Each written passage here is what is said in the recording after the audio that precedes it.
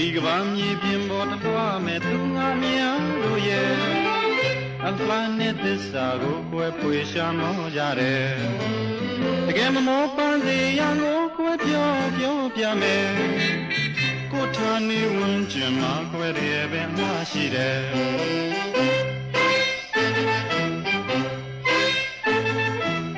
စုံမြိုင်ကြီးကနိုင်မြေလွန်ထွေတွေဆန်းပြကြွယ်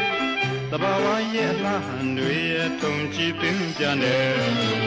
တကယ်မှရဲ့လူမကိုခွဲတွေကနေကြည့်ဝဲကပ္ပတန်သာမိခင်မြေမဲ့ပုံမကြည့်ရသည်ဝဲ